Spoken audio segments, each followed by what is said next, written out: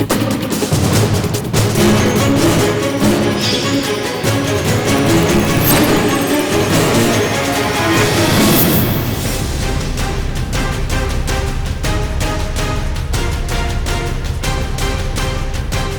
मी Ketaki Joshi. Newsroom चर्चामध्ये तुमच्या सगळ्यांचं स्वागत आहे. रोज राजकीय व्यक्तिमत्व तर आपल्या भेटीला येतच असतात, पण आज आम्ही खास आपल्यासाठी घेऊन आलो एक अष्टपैलू व्यक्तिमत्व. त्यांच्याबद्दल वेगळी काहीच ओळख करून देण्याची गरज नाही आहे. त्या बँकर आहेत, त्या रॅम्पवर चालणाऱ्या एक यशस्वी मॉडेल आहेत, त्या एक गृहिणी आहेत आणि त्याचबरोबर त्या वर्षावरच्या मुख्य कारभारीणीसुद्धा आहेत. अशा अष्टपैलू व्यक्तिमत्व अमृता फडणवीस आपल्यासोबत असणार आहेत. मॅडम, खूप खूप स्वागत आहे तुमचं आमच्या या कार्यक्रमामध्ये. खूप साऱ्यांना खूप प्रश्न विचारायचे आहेत आणि आमचे कार्यकारी संपादक महेश म्हात्रे आणि मंदार फणसे हे दोघंसुद्धा आपल्यासोबत असणार आहेत. आता याच्या पुढची सगळी जी धुरा आहे ती मी त्यांच्याकडे देते. महेश सर, महाराष्ट्राच्या मुख्यमंत्र्यांच्या होम मिनिस्टर म्हणून तुमच्याकडे सगळ्या महाराष्ट्राचं कायम लक्ष लागलेलं असतं. याच्या आधी जेवढ्या मुख्यमंत्र्यांच्या सहचारिणी महाराष्ट्राने पाहिल्या त्या सहचारिणींची ओळख त्या मुख्यमंत्र्यांची पत्नी ही जास्त असायची, परंतु अमृता फडणवीस यांनी स्वतःची एक ओळख या गेल्या 2-2.25 वर्षामध्ये निर्माण केलेली आहे आणि त्यामुळे तुम्ही सतत चर्चेमध्ये असता. विशेषतः तुम्ही बँकिंग क्षेत्रात स्वतःचं काम करत असताना किंवा घराची जबाबदारी सांभाळत असताना तुम्ही स्वतःचं व्यक्तिमत्व वेगळ्या पद्धतीने फुलवण्याचा जो प्रयत्न केला, त्यामुळे विशेषतः आज आमच्या ऑफिसमधल्या सगळ्या तरुण मुली इथे जास्त प्रमाणात आपल्याला पाहायला मिळतील, कारण त्या नव्या पिढीला तुमच्याबद्दल जास्त जाणून घ्यायचं आहे. त्यामुळे आम्ही या चर्चेत जास्त बोलण्याऐवजी केतकी यांनाच प्रश्न विचारू द्या अमृताजींना. नमस्कार अमृताताई, निलिमा बोलते. मला म्हणजे बाकी सगळे प्रश्न तर असतीलच, पण मी एक एंटरटेनमेंटची जर्नलिस्ट म्हणून मला एक तुम्हाला प्रश्न विचारायचा आहे की सगळ्यांचं स्वप्न असतं, जे सिनेविश्वात येतात ते कुठल्याही क्षेत्रातले असले तरी त्यांचं एक स्वप्न असतं की शहनशाह अमिताभ बच्चन यांच्यासोबत काम करण्याचं. आणि तुम्ही आता रिसेंटली त्यांच्यासोबत एक काम केलेलं आहे, तर तो अनुभव कसा होता आहे प्लीज तुम्ही आमच्याशी शेअर कराल का? फारच छान अनुभव होता, कारण अमिताभजी आपल्या सगळ्यांचेच असे आयडल आहेत आणि पेरेनियल सुपरस्टार आहेत ते. तर पण ते इतके डाऊन टू अर्थ आहे की असं त्यावेळेस कळलंच नाही की मी महानायकाबरोबर आहे. तर शूटिंगच्या वेळेस तर त्यांनी मला एकदम असं को ॲक्टरसारखं कलिगसारखं वागवलं, त्याच्यामुळे असं एकदम मजेशीर सगळं होऊन गेलं. तर मजा आली खूप. तुमचंही स्वप्न होतं का किंवा तुम्ही त्यांचे फॅन होतात का? असं काही होतं का? खूप रिस्पेक्ट आहे त्यांच्यासाठी, त्यांच्या फिल्मी ॲक्टिव्हिटीजसाठी पण आणि अदर दॅन फिल्मी जे इन्वॉल्व होतात ते सोशली त्याच्यासाठी. आणि रिस्पेक्ट आणि फॅन मी नक्की आहे त्यांची, आउट ऑफ रिस्पेक्ट. एक मला प्रश्न विचारायचा आहे की या सगळ्याबरोबर एक सामाजिक भानसुद्धा तुम्ही जपताय आणि त्याचबरोबर आत्ता नुकतंच जे डेव्हिस कपची मॅच झाली तिथे तुम्ही पॅटर्न म्हणून गेला होतात. बॉलिवूड ते स्पोर्ट्स असा जो सगळे वेगवेगळे क्षेत्र आहेत त्यामध्ये इतक्या सहजपणे कसं वावरायला तुम्हाला जमतं? कलेत तर मला लहानपणापासून इंटरेस्ट होता. म्हणजे मी गाणं लहानपणापासून गायची. मग मी स्कूलमध्ये डान्स कॉम्पिटिशन्समध्ये पण असायची आणि बाबा आणि भाऊ टेनिस खेळायचे आणि त्यांच्याबरोबर मीही जायची.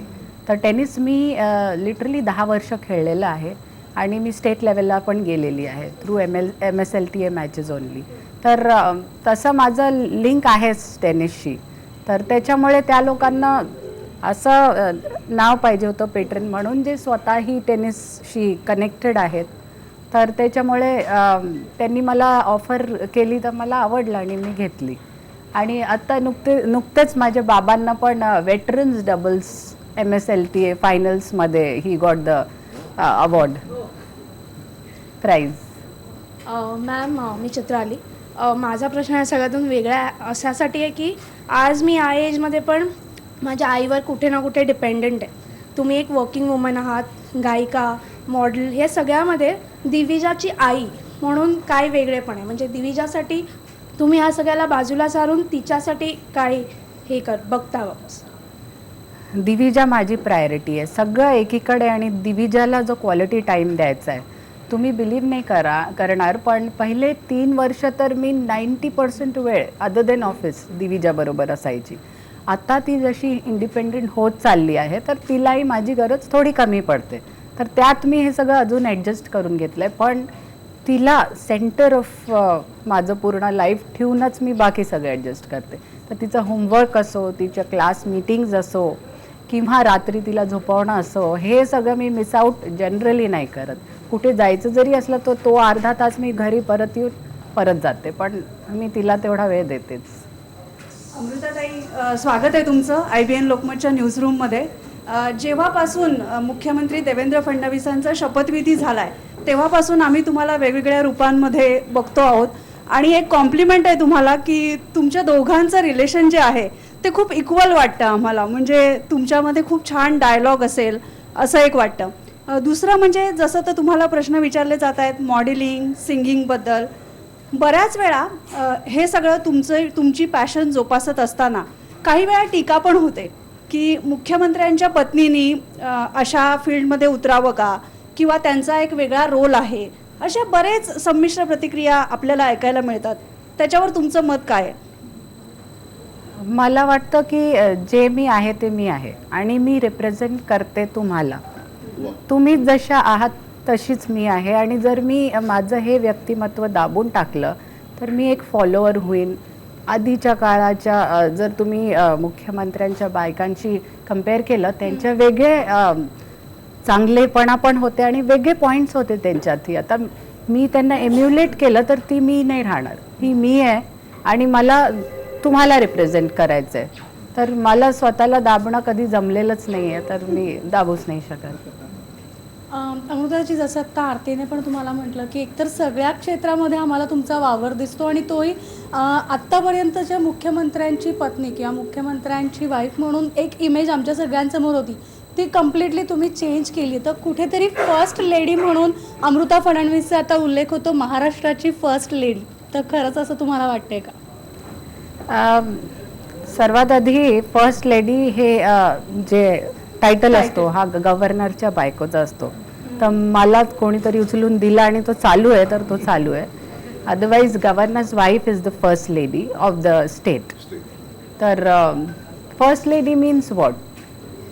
त्या लेडीनी असं म्हणजे एक्झाम्पल क्रिएट करायला पाहिजे की दुसऱ्या लेडीज किंवा माणसंही ते एम्युलेट किंवा त्याच्याने इन्स्पायर व्हायला पाहिजे.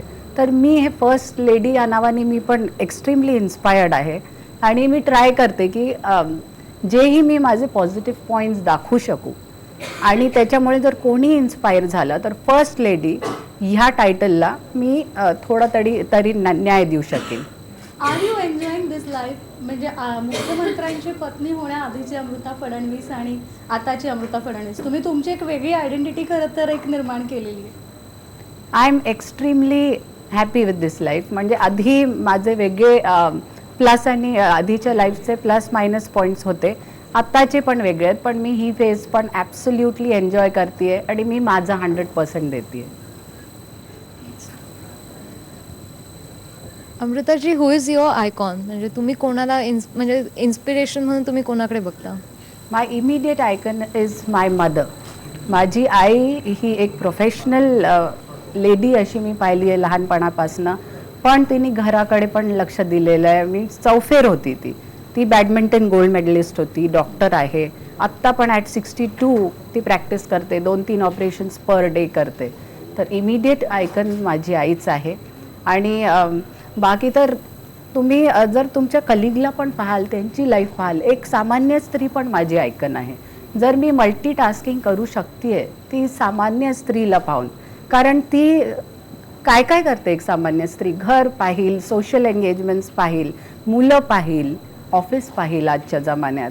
तर माझी आई आणि एक सामान्य स्त्री याच माझ्या आयडल आहेत. हॅलो मॅम, तुमचं नागपूरचं घर ते वर्ष यामधला जो प्रवास आहे त्याच्याबद्दल थोडंफार सांगा. नागपूरचं लग्नाआधी तर आमची क्लोज्ड फॅमिली होती. म्हणजे आम्ही खूप पॉलिटिकली तर आम्ही अडाणी होतो लिटरली. आणि आमचं डॉक्टर्स फॅमिली आणि अभ्यास आणि टेनिस, गाणी असं सगळं राहायचं, रुटीन फिक्स. लग्न झाल्यावर इट वॉज लाईक एकदम टॉप्सी टर्वी, म्हणजे देवेंकडे असे झुंड असतात ना, झुंड तसे लोक यायचे आणि कधी कुठेही कधी बेडरूममध्ये पण घुसायचे सुरुवातीला, तर नंतर त्यांना कळलं लग्न झालेलं आहे. पण बाकी त्याच्यानंतर म्हणजे खूप सोशल लाईफ वाढली जी नव्हती आधी. म्हणजे वेगवेगळ्या लोकांना भेटणं, घरी येणं जाणं लोकांचं, आपण वेगवेगळ्या प्रोग्रॅम्सला जाणं आणि सोशल कॉजेसला अटेंड करणं, ते सगळं चालू झालं. पण त्याचं प्रमाण आता देवेंद्रजी CM झाल्यावर वाढलं. आणि आता जसं आधी लोक माझ्याकडे कामं घेऊन नाही यायची, पण आता त्यांना वाटतं की हे नाही सापडले हिला पकडा, आणि असे बॉम्बार्ड करतात मला कामांनी. ताई, आतापर्यंत सगळ्या महिलांनी प्रश्न विचारले. मलाही एक थोडंसं काही गोष्टींबद्दल कुतूहल आहे. आपण दुबईत भेटलो होतो मिट्टाच्या कार्यक्रमाला, तुम्ही फार सुरेख गाणं गायलेलं होतं. ज्या आघाडींवरती तुम्ही काम करता, वेगवेगळ्या आघाडींवर, तेव्हा असं निश्चितपणे पटतं पुन्हा एकदा की आज या समाजात स्त्रीची भूमिका केवळ मम म्हणण्या इतपतच राहिलेली नाही आहे, श्रींच्या बरोबरीने ती पुढे गेलेली आहे. पण थोडंसं घरात डोकवून बघायचं आहे, तुम्ही जेव्हा मॉडेल म्हणून स्वतःला प्रेझेंट करतायत, आम्हाला देवेंद्र फडणवीसांचे काही फोटोग्राफ्स आठवतात. त्यांनी छान काही फोटोज काढले होते ज्यावेळेस ते मुख्यमंत्री झाले, त्यावेळेस आम्ही खास त्याच्यावर एक पॅकेज केलं होतं. जुने फोटो असताना त्यांनी मॉडेलिंग लोकल त्याचे बॅनर्स. कधी कधी असं डिस्कशन होतं तुम्हा दोघांमध्ये की आता मला माहित नाही सर आपल्याला काय नावाने हाक मारत असतील मी थोडा, पण कधी असं म्हणतात हा तू काय मॉडेल म्हणून, मी पण केलेलं आहे मॉडेलिंग वगैरे, असं कधी कधी ते आपल्याला असं म्हणतात, किंवा नेमक्या काय गप्पा होतात कुतूहलाने तुम्हाला ते असं विचारतात की आज दिवसभरात हा तुम्ही अमिताभ बरोबर शूट केलं मग काय झालं, असेही प्रश्न त्यांच्याकडनं येतात की वेळच मिळत नाही? तेवढा मिळतो 5-1 मिनटं आम्ही ना सगळं लिहून ठेवतो, आम्हाला एकमेकांशी काय बोलायचं हे, तर पॉईंट्स रेडी असतात, दिसला की पकडायचं त्याला. तर तेव्हा मी लगेच सांगते त्याला की असं झालं दिवसभरात असंच, आणि त्याच्यावर टिप्पण्या असतातच. तर काल मी MMRDA मध्ये अचानक एक दिवस आधी सांगितलं मी गाणी म्हटली काही, तर लगेच रात्री 3ला आला मग घरी तो तिकडनं कुठे जाऊन, मग म्हणे थोडं अजून तडकदार गाणं असं करायला पाहिजे होतं, तर तू तर सगळ्यांनाच बीट केलं असतं, असं आयडियाज देत होतो मला दरवेळेस. आणि त्याला आवडतं की मी आपली लाईफ जगतेय, जिथे त्याला पाहिजे तिथे मी आहे, आणि मी सोशली पण इन्वॉल्ड आहे, जिथे गरज आहे लोकांना तिथे, तर त्याला त्याचा गर्व वाटतं असं मला वाटतं. ताई, देवेंद्र फडणवीस यांची जाहीर एक मुलाखत मी बघितली, प्रकट मुलाखत, त्यात ते असं म्हणाले की मला गाणी आवडतात पण मला गाणी गाता येत नाहीत, पण मला गाणी पाठ आहेत, आणि तुम्हाला गाता येतं पण गाणी पाठ नसतात. मग आम्ही असं करतो म्हणे की मी गाणी तिला सांगतो आणि ती गाते. काय माहोल असतो घरात?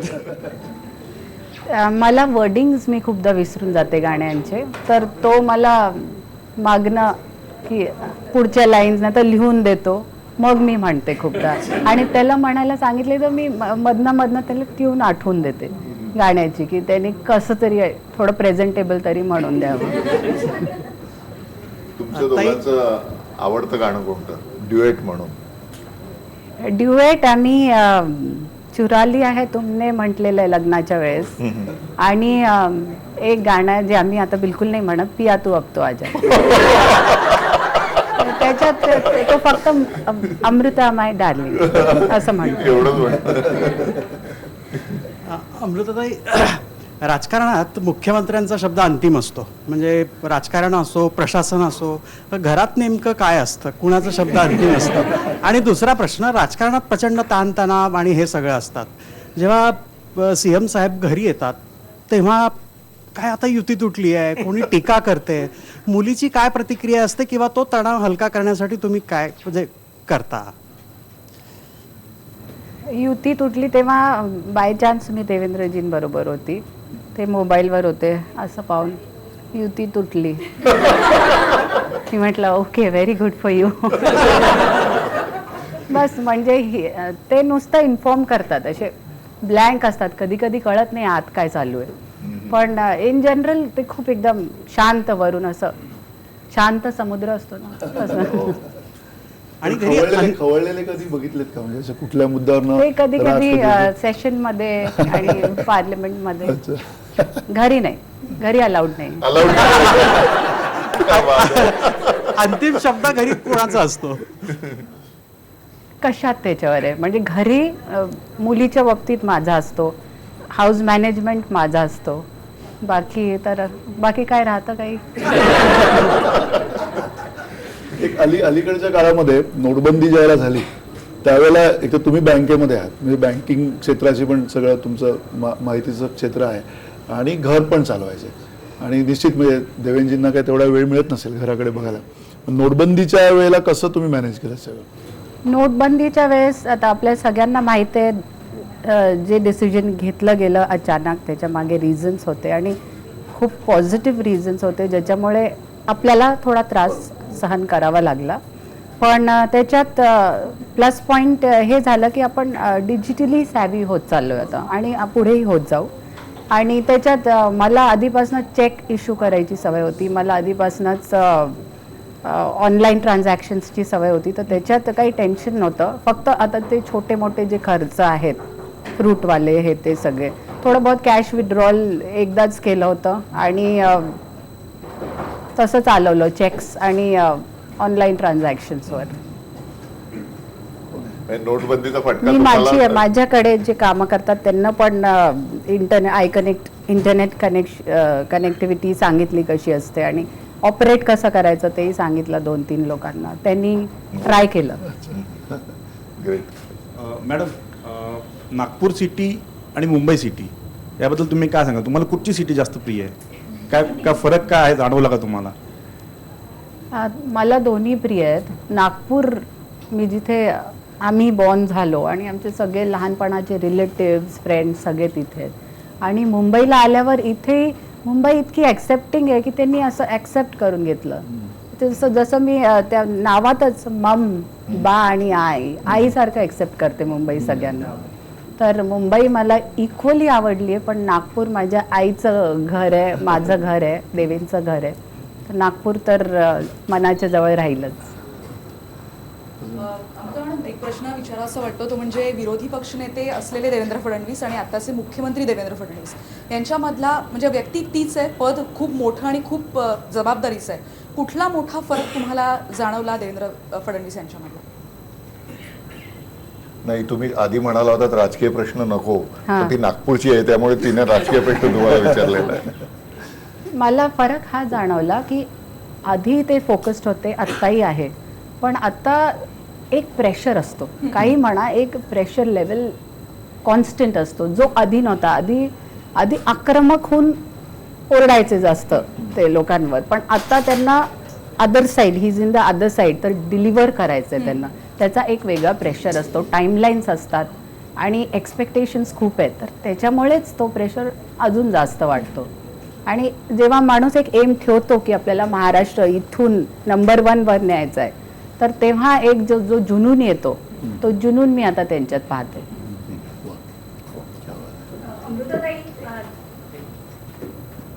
आता मनालीने तुम्हाला खरंच फर्स्ट लेडी म्हटलं आणि तुमच्याशी बोलताना सारखं जाणवतं आहे की बराक ओबामा आणि मिशेल ओबामा ज्या पद्धतीने अमेरिकेला रिप्रेझेंट करायचे इतकी 8 वर्ष, आणि जेव्हा डोनाल्ड ट्रम्प यांनी अध्यक्षपदाची सूत्र घेतली त्याच्यानंतर त्यांनी जेव्हा व्हाईट हाऊस सोडलं तेव्हा इतके भावूक क्षण होते ते सगळे. आणि बराक ओबामांनी त्यांच्या भाषणामध्ये मिशेल ओबामांना सांगितलं की तू व्हाईट हाऊस सगळ्यांचं केलेलं आहेस. तर मला असं वाटतं की तुमच्याही बाबतीत असे क्षण आम्ही बघतो आहोत. आणि पॉवरमध्ये असताना आणि पॉवर सोडताना ची एक म्हणजे भावनिक गुंतागुंत असते, पण तरीसुद्धा ती हळूहळू समाजात वावरताना आपण स्टेबल करायला शिकतो.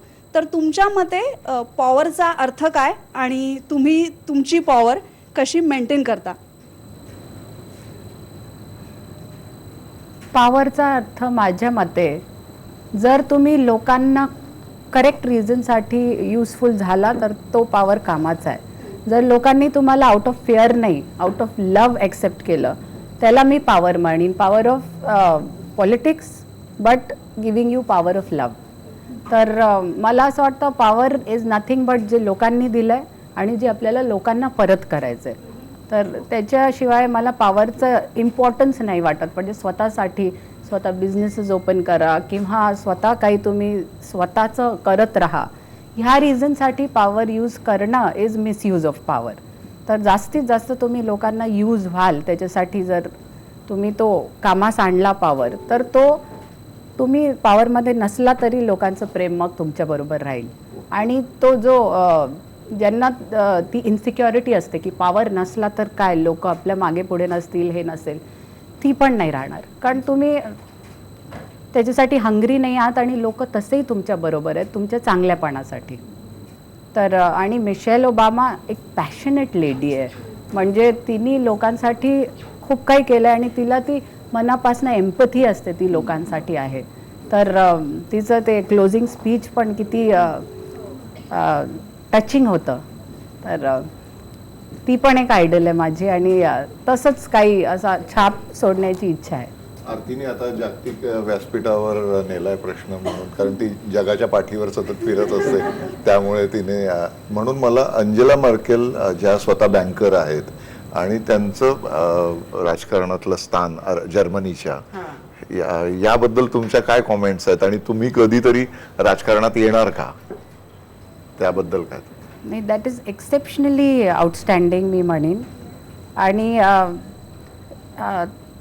Naturally she is inspiration. But राजकारणात मला वाटतं घरचा एक खूप असतो. म्हणजे देवेंद्रजी 24/7 राजकारणात आहेत. तर आणि मला त्यांच्यामुळे जे सोशली करता येईल आणि करता येत आहे ते मी असून किंवा नसून इक्वली करू शकते. तर म्हणून मी विचार नाही करत त्याचा, कारण देवेंद्रजी आहेत आणि मी मागणं पूर्ण सोशल जे मला इच्छा होते, ज्याच्याने मला सॅटिस्फॅक्शन मिळतं, ते तसंही करू शकते. खरं तर या गप्पा थांबाव्यात असं वाटत नाही आहे, पण एका ब्रेकची वेळ झाली. आपण एका ब्रेकनंतर परत भेटणार आहोत आणि खास गप्पा मारणार आहोत अमृता फडणवीस यांच्याशी. तोपर्यंत पाहत राहा फक्त IBN लोकमत.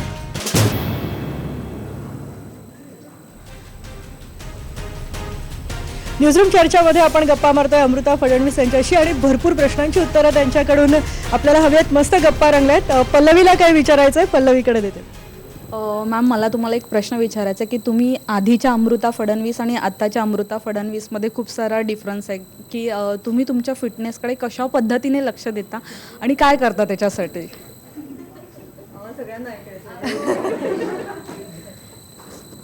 आधीपासूनच मी खूप रोड होती, मी हे सांगेन तुम्हाला. पण दिविजा जेव्हा झाली तर प्रेग्नन्सी पिरियड आणि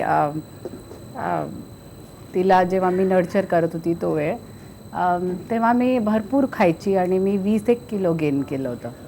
आणि मुंबईला जेव्हा मी पोहोचली तेव्हा तो ॲडेड वेट होतंच. पण मग मी डिसाईड केलं, आता इथे तुम्ही लोक इतके स्मार्ट आणि तुमच्यात मी दिसायला पाहिजे तुमच्यासारखी. तर मग मी योगा करायला लागली, फंक्शनल म्हणजे बॉडी वेटवर ट्रेनिंग आणि खाण्यावर ताबा चालू केला. आणि ते जे 20 किलो मी गेन केले होते ते मी पण लूज केले. देवेंद्रजींनी केलेच, पण मी पण लूज केले. आणि त्याच्यामुळे मला खूप एनर्जीमध्ये फरक वाटला. आणि 10 ॲक्टिव्हिटीज करताना कधी मला असं स्ट्रेन किंवा स्ट्रेस असा फील नाही झाला. अमृताजी, 2 मुद्दे विचारायचे आहेत. एक पहिला म्हणजे तुम्ही मुंबईत आल्यानंतर शोभाडीने तुम्हाला ट्विटरवरती म्हटलं होतं की come on Amruta, enjoy Mumbai's night life. ते तुम्ही स्वीकारलं का? आणि दुसरा मुद्दा, दिविजाचा मुद्दा निघाला म्हणून विचारायचा आहे. दिविजा देवेंद्रजींना असं म्हणाली होती की बाबा, दुष्काळ संपला की आपण पिकनिकला जाऊ. तो दिवस ठरला आहे की नाही ठरला आहे अजून? रिगार्डिंग नाईट लाईफ, मी नाईट लाईफ एन्जॉय करतेच दिविजाबरोबर. जर मला वेळ मिळाला तर मी दिविजाबरोबर डान्सही करते रात्री घरी. आणि बाकी देवेंद्रजी तर आश्वासन देत राहतात आम्हाला. पण मी त्यांना 5 वर्षासाठी लिटरली सोडलेलं आहे. तर ते त्यांनी नेलं नाही तरी मी मेंटली प्रिपेअर्ड आहे, मी तिला घेऊन जाणार आहे. त्यांना मी सगळ्यांसाठी सोडून दिलं आहे. देवेंद्रजींचा डाएट प्लॅन तुम्ही कसं आखता या संदर्भात भरपूर लिहिलं गेलेलं आहे. तर त्या सगळ्याचे काही सिक्रेट्स असतील, टॉप सिक्रेट्स, ते आम्हाला सगळ्यांना ऐकायला आवडतील. तर देवेंद्रजींना एक सवय आहे की ते फ्रीज उघडून चॉकलेट खाऊन खातात काढून. तर मी फ्रीज चेंज केला, लॉकवाला ठेवला. त्याची किल्ली माझ्याकडे असते आणि चॉकलेट खाता येत नाही. मग त्यांच्या मागे एक मुलगा असतो पूर्ण वेळ, कुठेही जातात. भूक लागली की मग तो जे डायटिशियननी सबस्क्राईब केलं ते प्रेझेंट करतो त्यांना कुठेही असला तर त्यांना ऑप्शन्स आता कमी आहे तिकडे तिकडे पाहायचे तर होत आहे तरी एक्सरसाइज नाही करू शकत पण ते तर ॲटलिस्ट खाण्यात थोडा ताबा जरुरी आहे.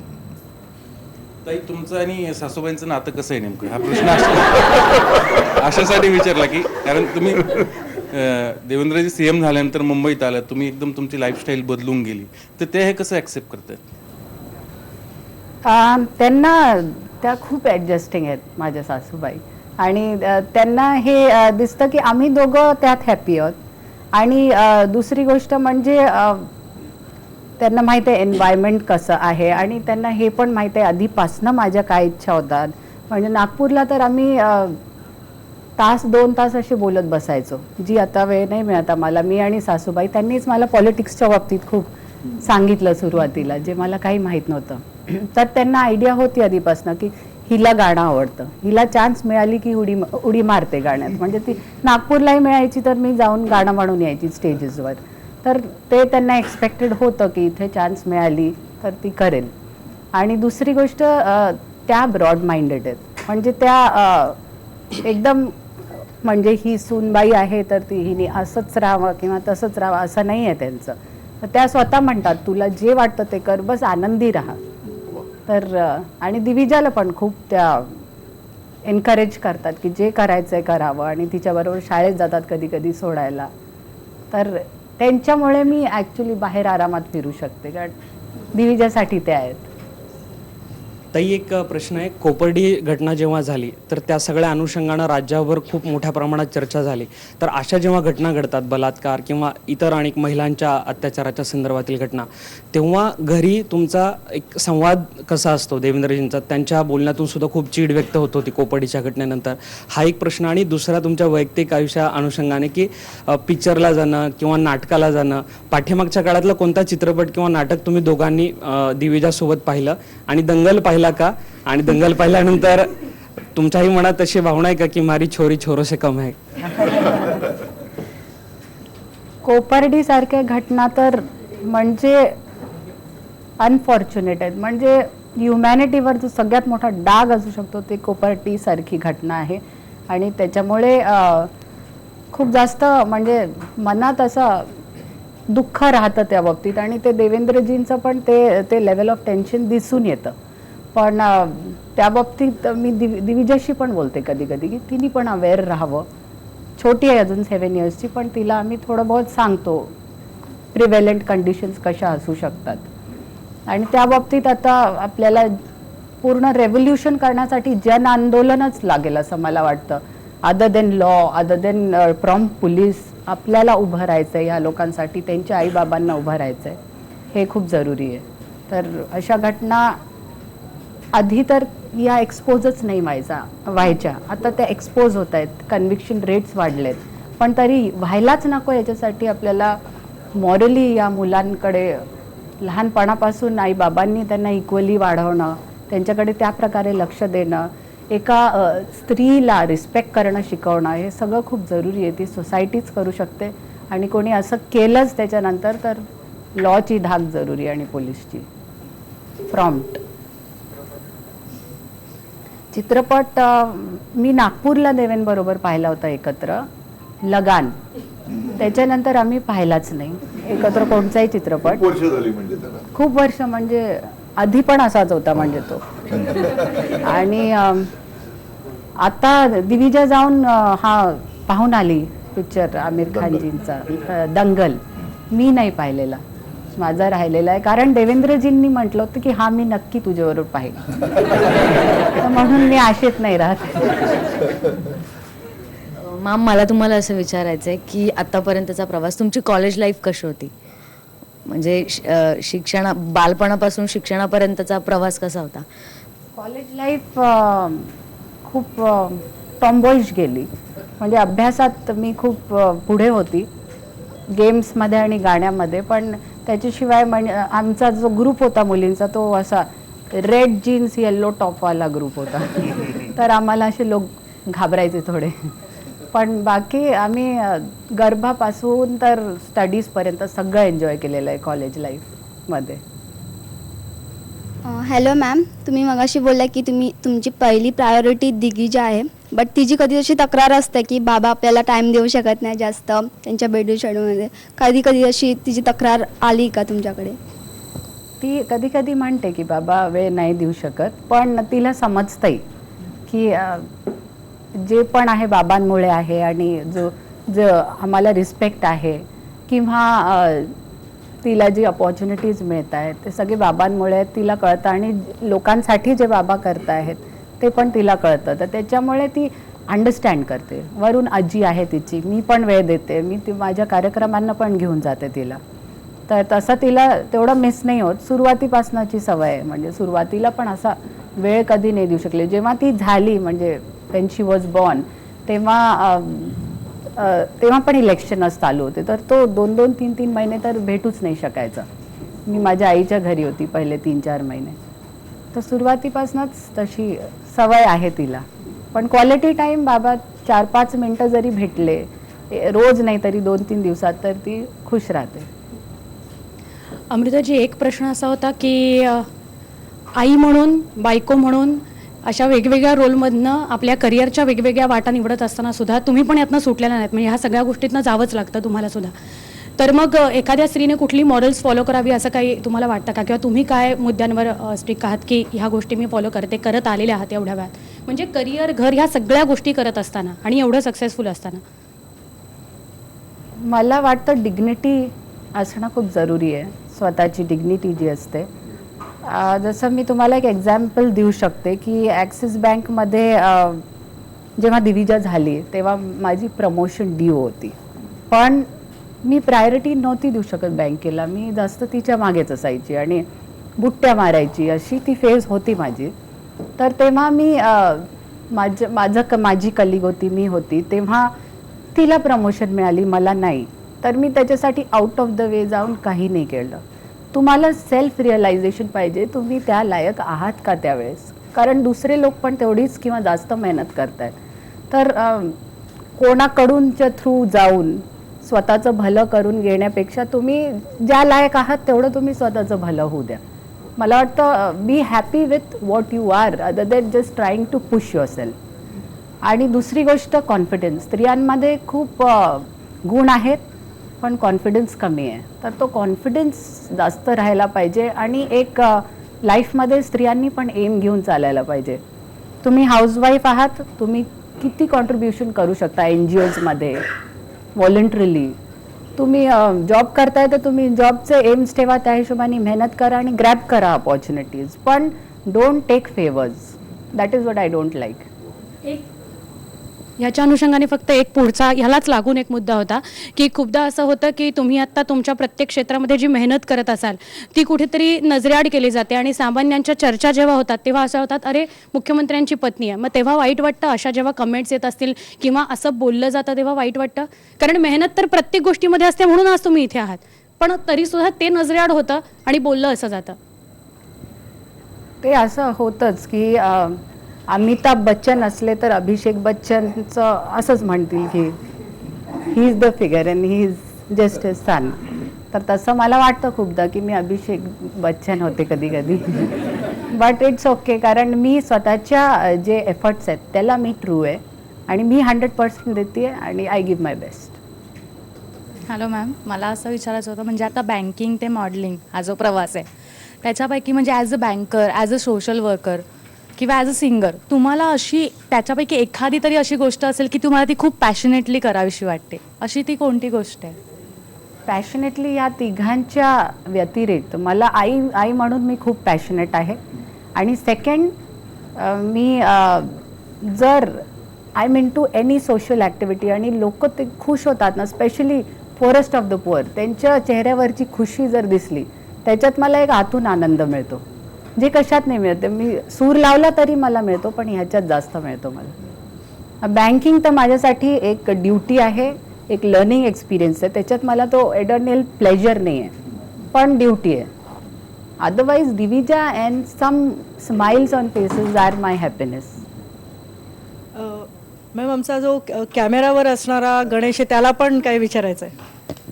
तुमच्या सरांसोबत गप्पा होतात, त्या कोणत्या विषयावरती जास्त चांगल्या रंगतात? जर गप्पा मारायच्या झाल्या तर आणि भांडणं होतात ती कोणत्या विषयावर होतात? आणि दुसरा एक प्रश्न आहे, तुमच्या मागण्या पूर्ण होत नाही तर तुम्ही कशा प्रकारे उपोषण करता? आमच्या गप्पा नाही होत आजकाल, तर मला आठवतच नाही. आमचे डिस्कशन पॉईंट वाईज होतात, जसे ऑफिस डिस्कशन्स असतात त्या टाईपचे. आणि त्याच्यात जनरली दिविजा डिस्कस्ड असते. मला काही पॉलिटिकल क्वेश्चन असला, मला वाटत असलं की हे का झालं, हे का केलं, ते मी विचारते. ही आन्सर्स जे पण त्यांचा पॉईंट ऑफ व्ह्यू असतो. आणि त्याच्या व्यतिरिक्त ओव्हरऑल कधी कधी प्रोग्राम्सचे डिस्कशन होतात जिथे त्यांना वाटतं की मी जावं किंवा मला कन्फ्युजन असतं की जावं की ना जावं, अदर देन प्रोटोकॉल डिसिजन. तर बाकी तर खास काही नाही त्या व्यतिरिक्त. मग मी झोपी घालते, झोपून जा म्हणते. आणि दुसरं काय विचारलं तुम्ही? उपोषण तुम्ही कशा प्रकारे करता? नाही करत, मला जे पाहिजे मी करून घेते. मॅम खरं तर या गप्पा संपवाव्याशा वाटत नाही. अगदी शेवटचा प्रश्न आहे की राजकारणामध्ये तुम्ही आजूबाजूला बघत असाल पण महिलांची, तरुण मुलींची संख्या खूप कमी आहे. खूप स्मार्ट मुली आहेत, त्यांना खूप राजकारणावर बोलायला आवडतं. उद्या जर दिविजाने ठरवलं की मला राजकारणात यायचं आहे तर तुमचं म्हणणं काय असेल? तिला जे करायचं असेल ती करेल. म्हणजे देवेंद्रजी आणि पूर्ण फॅमिली, फुल फडणवीस और माय फॅमिली ऑल्सो तिच्या पाठीशी राहतील, जेही करायचं असेल. एक अर्थात एक अजून प्रश्न मला विचारायचा राहिला, कारण तुम्ही म्हणजे पॉवर सेंटरच्या पॉवर सेंटर आहात, त्यामुळे जे आता महिलांच्या विषयीचा आता एक प्रश्न आला होता आणि महिलांच्यासाठी काही करण्याच्या ज्या गोष्टी आहेत ज्या टॉप प्रायोरिटीच्या असू शकतात आत्ताच्या या काळात. मुंबईसारखं शहर आहे, इतर सगळी शहरं आहेत, सार्वजनिक ठिकाणी महिलांना काही प्रसाधनं, टॉयलेट्स वगैरे याची व्यवस्था प्रायोरिटीवरती नाही आहे. आजच्या परिस्थितीमध्ये खूप त्याकडे दुर्लक्ष आहे. म्हणजे त्याच्यात सरकार कुठलंही असलं तरी एकूण मानसिकता आपली समाज म्हणून तशी आहे. येणाऱ्या काळामध्ये तुम्ही ह्या सगळ्या, आता राईट टू पी सारखी चळवळ सुरू आहे, तर यासाठी काहीतरी तुम्ही एक थोडं एक्स्ट्रा इंच पुढे जाऊन काहीतरी आउट ऑफ वे जाऊन देवेंजींना करायला लावाल असं काही तुम्हाला वाटतं? मला वाटतं आपल्या टॉयलेट्स तर कमी आहेतच आणि खूपदा ॲज पर सर्वे असल्या तरी त्याचं युजेज कसं करायचं हे लोकांना माहीत नाही आणि ते टॉयलेट्स नुसतं डम्पिंग यार्ड बनून राहतात. तर ते टॉयलेट्स येणं एक वेगळी गोष्ट, त्यांचं मेंटेनन्स राहणं आणि लोकांना शिकवणं की हे टॉयलेट्स कसे यूज होतात. कारण तिकडे ओपनमध्ये काय आहे, लोकांना इझी होऊन जातं ज्यांना सवय असते. मग त्या क्लोजमध्ये ती स्मेल आणि जी डट जमा होते त्याच्यामुळे लोक जाऊ नाही पाहत. स्पेशली स्लम्स आणि गावातले लोक अजून पण अट्यून नाही झालेले. तर टॉयलेट्स येणं आणि त्याच्यासाठी अट्यून करणं या वेगळ्या गोष्टी आहे. जसं मी फेटरी हे गाव घेतलेलं आहे आणि अजून एक नवीन आता लेटेस्ट घेतलेलं आहे गाव. तर फेटरीमध्ये it is totally defecation free झालेलं आहे. तसं स्मॉल एरियाज घेऊन तिथे टॉयलेट स्थापित करणं ही माझी मी ट्राय करते याच्यात. आता एवढ्यात आम्ही फिल्म सिटीला गेलो होतो तर तिथल्या वर्कर्सनी पण रिक्वेस्ट केलेले टॉयलेट्स होते. तिथे पण ॲडिशनल 4 आम्ही लावतो आहे आता. तर जिथेही आम्हाला वाटेल टॉयलेट्सची गरज आहे आणि त्याच्यानंतर आफ्टर सर्व्हिस, या दोन्ही खूप जरुरी गोष्टी आहेत आणि सगळीकडे ते येणं पाहिजे. स्पेशल स्कीम्स आहेतच टॉयलेटसाठी आणि ते करेक्टली वापरलं जावं याच्याकडे पण लक्ष आहे आता लोकांचं. तर NGOs they are playing good roles in this. तर टॉयलेट सगळीकडे स्थापित तर करतातच आहेत आणि पुढचं आपल्याला म्हणजे टॉयलेट मॅनेजमेंट थोडं ठेवावं लागेल. मी एक शेवटचा प्रश्न मला की विचारायचा वाटतो की असं म्हणतात की there is a woman behind every successful man. प्रत्येक यशस्वी पुरुषाच्या मागे एक स्त्री असते. तर हे स्त्री असणं यशस्वी पुरुषाच्या मागचं, याचं जे काही गुपित आहे ते तुम्ही आमच्या न्यूजरूम बरोबर शेअर कराल का? कशामुळे पुरुषाला यशस्वी बनवण्याचं काय इन्ग्रेडियंट काय आहे? मी देवेंद्रजींच्या बाबतीत बोलू शकते की देवेंद्रजी हे सेल्फ मेड आहेत. त्यांच्या मागे स्त्री असती मी नसती ते पोहोचले असते जिथे त्यांना पोचायचं. मोर दॅन स्त्री, it is about your conviction, about your journey. स्त्री सपोर्ट करू शकते बट सक्सेसचा मंत्र तुमच्या हातच आहे. तर त्यांच्या आत होता म्हणून ते तिथे पोहोचले. आणि दुसरी गोष्ट एवढं आपण करू शकतो की त्यांना इतका ताण असतो बाहेर, तर एक्सपेक्टेशन्स कमी ठेवू शकतो. आणि दुसरी गोष्ट घरी शांती, म्हणजे हसरी मुलगी, हसरी बायको दिसली खुशीत, तर त्याच्याने त्यांचं पण डोकं शांत राहतं आणि मजेत राहतात थोडे. बाकी तर success is within you I feel. अगदी मॅम खूप सुंदर या गप्पा रंगल्या होत्या आणि तुमचं फक्त मॉडेल, फक्त बँकर किंवा फक्त दिविजाची आई म्हणून नाही, तर का सगळ्या आत्ताच्या महाराष्ट्रातल्या तरुणींना आणि महिलांना अमृता फडणवीस एवढ्या जवळच्या वाटतात याचं उत्तर आम्हाला आज मिळाल्यासारखं वाटतंय. आज तुम्ही वेळात वेळ काढून इथे आलात आणि आमच्या या चर्चेमध्ये सहभागी झालात, आमच्या प्रश्नांना मनमोकळी उत्तरं दिलीत, याबद्दल IBN लोकमतच्या वतीनं तुमचे खूप खूप आभार. थँक्यू. आज न्यूजरूम चर्चामध्ये आपण इथेच थांबतोय, पण ताज्या घडामोडींसाठी तुम्ही पाहत राहा फक्त IBN लोक.